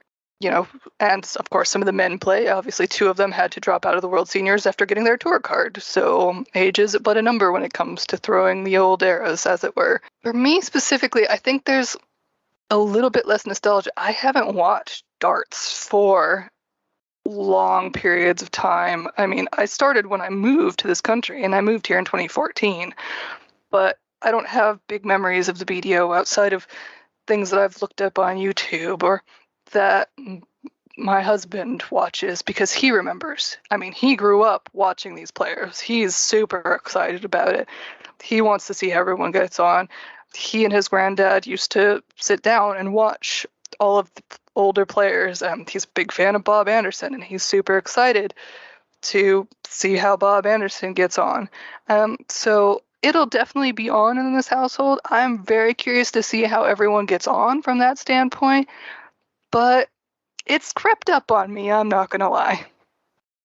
Yeah, I think I was more excited for it when it was announced as well, like you said, than I might be now. And part of that has to do with the fact of who was initially announced and who, as a result, had to thereafter pull out for various reasons. Obviously, you had Andy Fordham unfortunately passing away. You also had injuries leading to Dennis Priestley withdrawing. You had the Devil taking over, leading to someone else having to withdraw. And even, Richie Burnett winning a tour card at the last moment. And suddenly it went from being almost all former world champions to a lot of players who were replacements for replacement players. And yes, it's going to be good to see them. And I'm glad some of these players did get in. I'm glad that Peter Manley will get in because he's always fun to watch, especially on his walk-on. But also just, he was a charismatic player in his day. Getting to see him again would be good. But there's a lot of players who it wasn't that long ago we were seeing them play every single event on TV. And yeah, I enjoy watching Terry Jenkins play, but he's only been out of it for a few years. Same for Robert Thornton. And both of them have obviously earned their spots here. Robert Thornton is one of the all-time greats. He's won 3 major titles. Terry Jenkins has been to God knows how many televised finals. But I wasn't as interested in seeing them take the Aki again as I would have been to see some of those players who I never really got the opportunity to see because they were before my time. I only started watching darts a little over a decade ago now. So in the end, I'm a little less excited for this than I was when it was announced. But it is still going to be good to see some of these players that I never got a chance to see in their prime. I never got to see John Lowe. I never got to see Bob Anderson, who you'll be hearing from in a second. I'm looking forward to it, and I will be tuning in. But like you, I was more excited when it was announced than I am now. But I want to give it a fair shake. I want to give it a fair go. And I want to see what these legends of the game have to deliver. And the title sponsor, JenningBet, has published their odds, as it were. And Phil Taylor is Even's favorite to win the event. So do you side with the bookies on this, or do you think Phil might not have it his own way? Well, I don't think the odds are necessarily worth betting Phil Taylor because we haven't seen him in competitive darts for 4 years now. And that is a significant amount of time. We have, there's been videos, he's done exhibitions, although obviously not as much over the last 2 years as over the previous 2 years. He obviously is the most talented player of these 24, but age does catch up with everyone eventually. And who knows where his game is now compared to where it was when he was walking away on the World Championship stage at the final stage, playing well, but getting Phil Taylored by Rob Cross in that final. If he's still playing at that level, someone's going to have to really roll back the years to beat him. But if he's not, he is beatable. And it's tough to gauge that because, well, for a lot of the other players in this, we just don't know where he is right now. But if he's at his best, I think he is clearly the favorite here. But there are people who can and very likely could beat him even if he is playing well, they have the game to beat him. Robert Thornton, of course, I thought he'd win back his tour card and therefore have to withdraw from this, but he didn't play all that well at Q School, but he played well last year when we did get to see him, when he did get into the Players' Championship event, when he was playing on the Challenge Tour. He had a pretty good year and is still playing, maybe not at the level that won those majors, but at a level that can still contend and beat anyone on any given day. Paul Lim obviously has played the last few World Championships, did not have his best showing at the Worlds this past year, but match sharpness is probably a big part of it. Go back a couple of years when he was playing on the Asian Tour and obviously was able to play a lot more soft tip and he was playing more frequently. He was playing at a level that could beat Phil Taylor. And I think if he gets to him in the semifinals, maybe he will be able to beat him. Lisa Ashton is one of those players with the bye. Martin Adams, both players who are still playing currently and playing well at times. There are people in this field who can beat Phil Taylor, and there's added question marks over Phil Taylor right now. But he deserves to be the favorite because, well, he is the greatest of all time, and it was only 4 years ago that he was in a world final. Yeah, I don't think, knowing what I know about trading and things, I don't think it's a smart move to not make him the favorite. I don't think he's going to win it, but I don't think it's a smart move to look at a 16-time world champion and say, yeah, I'm going to rate him lower than anybody else in the field. It's not wise money. I think he's going to get pushed. I really do. I think it's going to be interesting to see that. Like you said, we haven't seen much of Phil lately. We have seen more people more often. In fact, we've seen a lot of Lisa. We've seen a fair amount of Dita. We saw Trina show up. I think, in my mind, of the people who have played recently, who we have seen recently, who has been tested, where there's cameras, where we can see what they're up against. The person who seems the most consistent, in my mind, is Lisa. Obviously, she just lost her tour card, but she had earned her tour card. Robert Thornton has played on the tour quite recently. Terry Jenkins has played on the tour quite recently. We have all these people who we've seen recently, but it seems like playing with her tour card, and I mean, she just missed out on that top 64, really brought a new level to Lisa's game, where she was able to develop and take time to find new ways to go about. And she really did a lot for having her tour card. It's hard for people to keep it. It is a hard tour. It is a lot to do. It is a very time intensive, at the bare minimum, situation to be on the tour. And yet she showed up. She beat several of the men at various stages against various games, and she's been playing a lot. And because that kind of has unlocked for her, I think she really has the potential to go far. But who knows? Maybe Phil still's playing in his basement for 6 hours a day and has, a man cave set up where he just looks at his trophies and thinks to himself, I need more trophies. Maybe he is at that PC level where he left the game. And if he is, like you said, that's going to be very difficult. But I think out of the people that I have seen with my own eyes over the past years, I think it's going to be really bold to write Lisa Ashton-off. And that is one of the things I am intrigued by, is seeing who has been playing enough to bring these games. Or will it turn out to be that nobody really has the game they used to have, and it's a bit of a letdown? That would be a disappointment, considering we've seen so many of these people so recently, but it's certainly an aspect that we might see in the coming weeks. So I'm intrigued, and the more I talk about it, the more hyped I get. So I'm back on board here.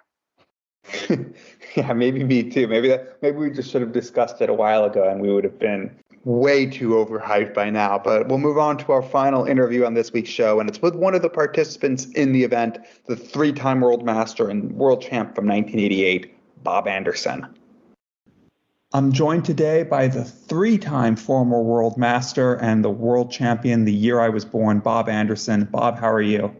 I'm very well, thanks. And 88 was obviously a very good year, wasn't it? Yes, it was. Two majors for you that year, world championship, and that was your third world master, I think.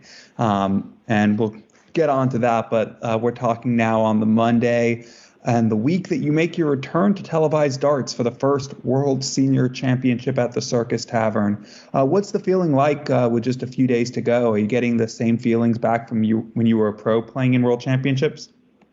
I think there's the old familiar butterflies in the stomach are there, which I always welcomed, because it showed that I was thinking about what was coming up.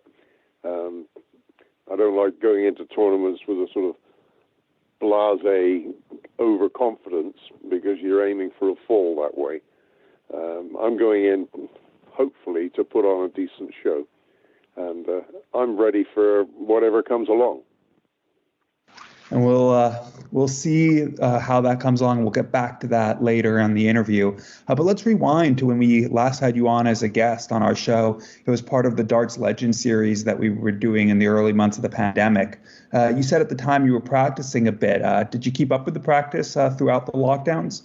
I have to be honest and say that I probably didn't practice as much as I might have done. There was no incentive. There was no darts of any kind. All exhibitions were cancelled. No local leagues, no super leagues. So it was basically snatch an hour or so practice whenever you really felt like it, which quite often lost out to the golf course. I don't blame you. At least then you could get outside. Now, we know before the lockdowns, you were still one of the most popular players on the exhibition circuit and still played a bit at the local level. How did you find being stuck at home? And how did you found now the return to playing exhibitions and playing competitive darts when you can? Firstly, I think it was probably more difficult for my wife than it was for me being stuck at home. I'd probably gotten in her way too much. But I have a sort of large shed out in the garden. I could get out there and potter around a little bit as befits someone of my age. But coming out of lockdown to get back to playing exhibitions, quite nerve-wracking at first.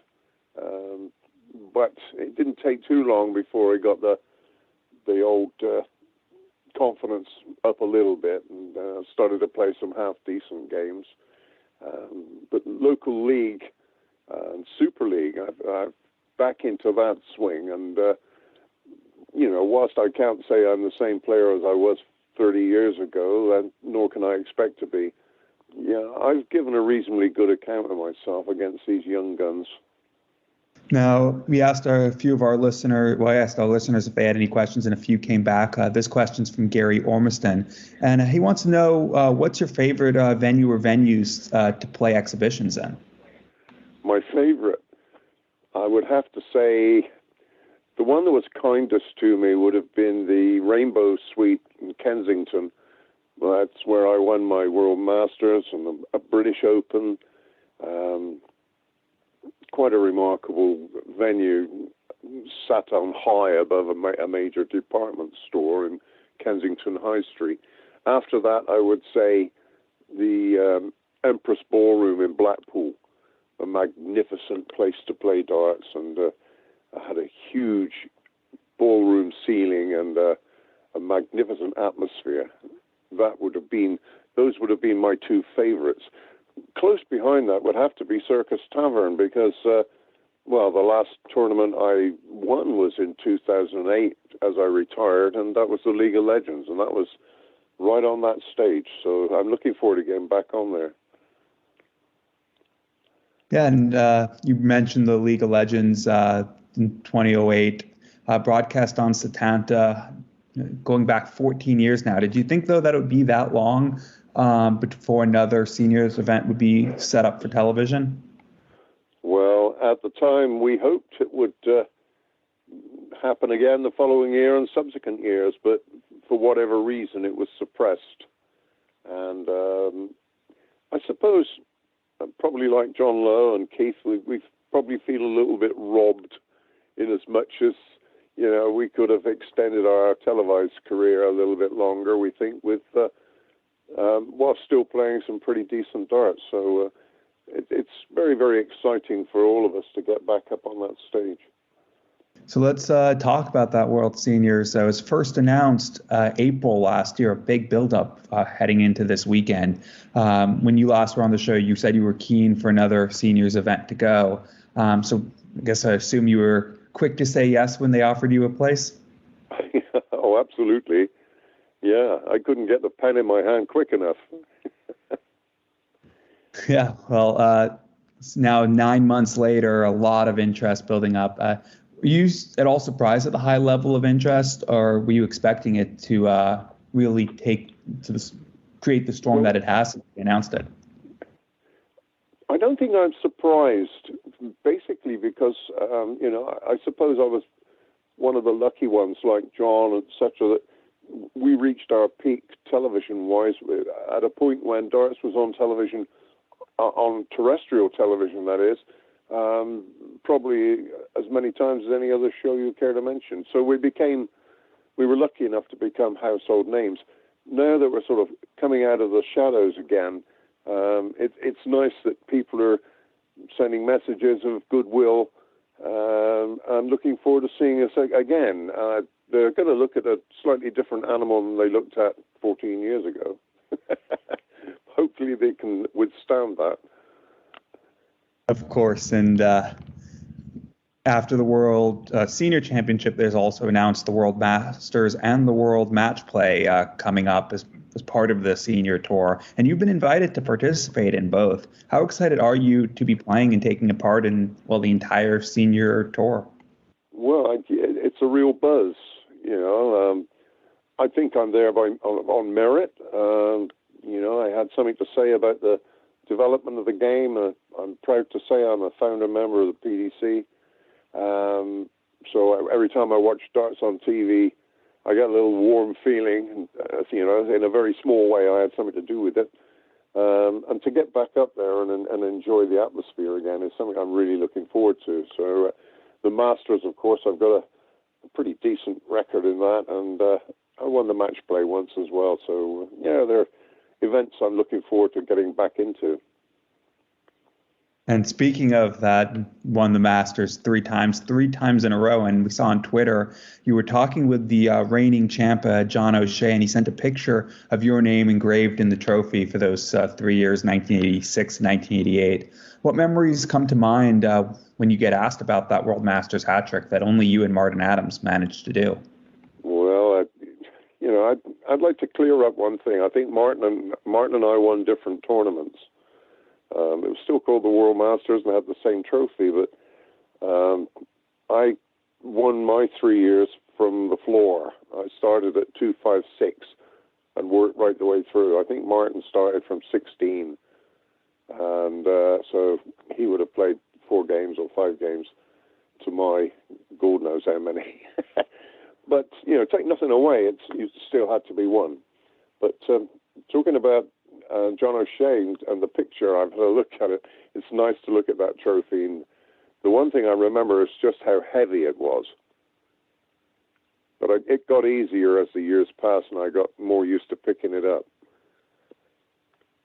Indeed, and all things being well in the world, we'll finally see the World Masters return under the WDF banner later this year, and they've said that all former champions have been offered an invite to play. Do you think you'll take them up on it to try to win a fourth?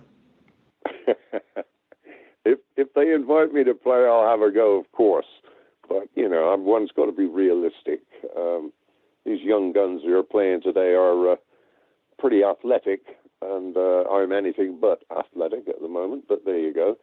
And at 74, I can't expect much more, really, but I'm still enthusiastic and I still love the game. And every so often I turn in a game that makes me think, maybe I can still play this game. Of course, and away from the PDC and the WDF World Championship is due to be held in April. We're also seeing some other organizations try to take up the slack from the demise of the BDO. What's your opinion on the state of the game right now underneath the PDC? I think it's still growing. Its popularity has not waned one jot. And every time I watch it on TV, I hear there's more and more countries tuning in, and there's more and more countries being represented in international competition, which shows the popularity of the game is still growing. And of course, it's tailor-made for television. I mean, it's fast, it's exciting, it's simple to understand, and television jumped on it. And of course, it's a perfect vehicle for sponsors. Yes, and now back to you. All eyes will be on the World Senior Championships this upcoming weekend. 9 months, a long time to prepare, but especially recently since the New Year's, what have you done to dial in on the preparation to make sure you're ready for the event? Well, I've just honed up my practice routines, pretty much the same routines as I used 20, 30 years ago. Served me well then. I may not quite hit as many of the targets I'm looking at so regularly as I did 30 years ago, but I can still hit them. I'm looking forward to my matchup because I feel no pressure. I think the whole world and his brother expects me to lose handsomely to the number 3 seed, and rightly so. They should expect that, but I don't feel any pressure, consequently. I think my opponent's going to have the world on his shoulders because he knows that he is expected to dish out a mighty walloping. And if he doesn't, who knows? And let's talk on that draw. First match opening up the show against fellow World Master Robert Thornton on the Thursday night. How much are you looking forward to being in that first game, and how do you rate your chances? I would have preferred to be in third on in the evening. I never did relish going on first and opening the show, but at least we get to sample the niceties of the crowd before they get perhaps a little too boisterous. But it's going to be interesting. As far as how am I looking forward to the game, yes, I am looking forward to it. But, my expectation level is sensibly moderate. But, as I said just now, I can still play the game. And if my opponent underestimates me, he might be in for a bit of a shock. Obviously, the main goal is to try to go as far as you can. But off the hockey, meeting up with some of the players you might not have seen for a while, is that a big part of it for you as well? Oh, I think so. The camaraderie is still there between us old gents who haven't perhaps locked horns for several years now. But it's nice to get back and reminisce over a cool beer or two. And as you go further in the event, maybe there'll be a few more beers as the event goes on. Thank you so much, Bob. Best of luck. It's been my pleasure talking to you, and thanks very much for the wishes. Thanks to Bob for joining us this week. Now, one last thing to touch on, news the other day. The PDC has announced that they will allow the 7 new tour card holders who are set to play at the WDF World Championships at Lakeside to play that event, grant them an exemption from their PDC contract. What was your reaction to the news? I think it's fantastic. That when I saw it, I said, fantastic. Cooler heads have prevailed. Smart things have happened. This is a wise move. Obviously, the PDC is under no pressure to allow people to play. This is surely, as you would say, an act of benevolence on their part that they have decided that because this event was rescheduled, they will allow these rules to be flexible. However, I think not only is it a good move in terms of the actual event itself, and it answers a question that many people had said when the event was shifted, which was what happens when people get the tour card, and allows people the chance to play in that and who may have qualified or become, the WDF World Champions, the chance to make their way at that. But it's a new era, and I don't think it's going to happen every year, but it's the PDC understands the relationship with the amateur and the next level up from the amateur grassroots. And, as we move on up level of the game, it feeds their tour card Q schools because people want the card. And they've learned that they're good enough from the BDO and now from the WDF to try to compete. And because they've learned that, they go and they try their hand at Q school, and some of them get in, and that system needs to continue to bring about the stars of tomorrow. And they've understood that for forever. However, what the WDF has that the BDO didn't have is it has a board of people who have a working relationship with the PDC already, who aren't necessarily as inflammatory as the BDO board. Des Jacqueline is not one really for negotiations, is the vibe I've gotten. He's not one for being upfront with what's going on to be able to lay things out. So it makes building a relationship between the two difficult. But the PDC will understand that it pulls those players as the stars of tomorrow. Well, that's where we get Glenn Durant has come in. There's so many from the WDF who got their tour card that it would be a real shame to lose all 7 of those players just for the sake of they got their tour card. So I think this is fantastic news. It is wise news. Cooler heads have prevailed, and I think it's building a bridge that could have existed a long time ago, but due to tensions and things hasn't. But with the Worlds having Richard Ashdown, who works with the PDC, especially for the Euro Tour and things like that, I think it's just the best news. It's going to be a fantastic WDF Worlds because of it, because only 2 of those 7 players have opted out. So it'll be a chance to see them and the stars of tomorrow, and it'll bring prestige to the WDF event that it would have maybe lost by having them gone. And it gives the PDC nothing but positivity that they were flexible and that they worked with people that help supply the Stars of Tomorrow. So it's warm, fuzzy feelings all around, really. Yeah, I'm in agreement, and I think you summed it up very well.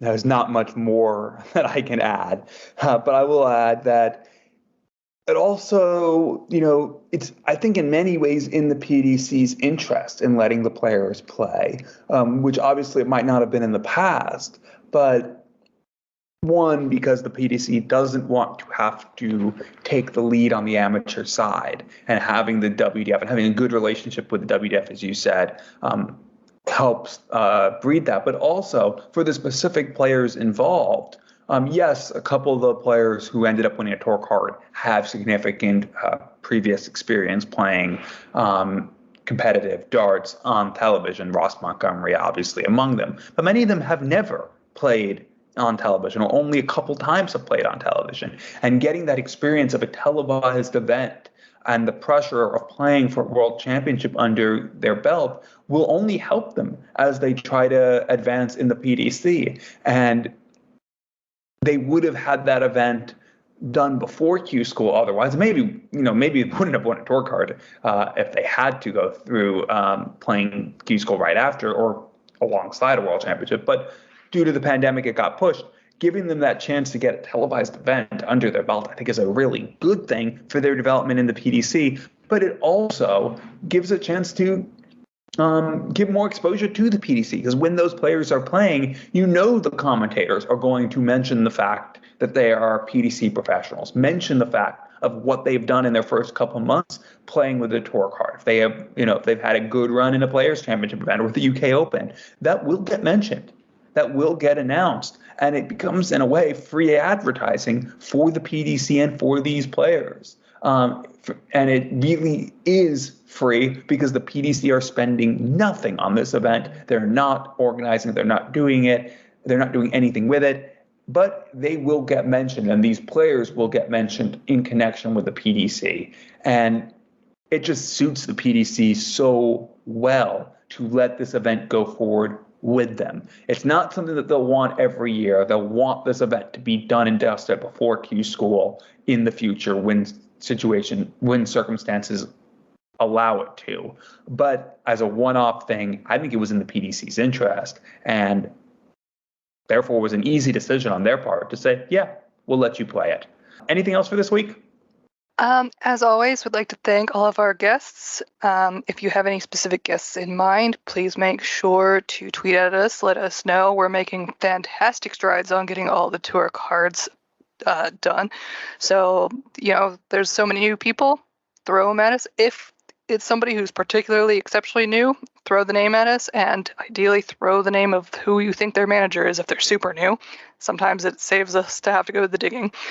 And, just keep us posted on what you'd like to see, what things are going on. There's a lot of darts going on. Obviously, this one is quite big with the Premier League and the Masters and the Seniors. What events are you looking forward to? What events should we try to see if one of us can get down there? If enough people are really interested in the Seniors, maybe I'll try to go out. I don't know. It's crazy out there. Just, tell us what you want to hear so we can make sure that with the very busy calendar that's coming up, that we try to get on the voices that you want to hear and prioritize those events that you're really interested in. Yes, and if you are one of those players we've never had on, you can get in contact with us ourselves and say you want to be on. We won't say no to that either. It's almost up to 100 of the tour card holders. We were just at 100 or thereabouts when the season ended. We want to make sure we get into triple figures this year of those tour card holders, and maybe even get up to 110. Obviously, there's a few players who will be a little tricky because of language barriers. But we'll do our best to try to get through as many of them as we can, as well as some of the players who aren't tour card holders. You heard from two of them today, and you'll hear from more as the season goes along. But until then, enjoy the darts, and until you have a chance to enjoy the darts, hang tight.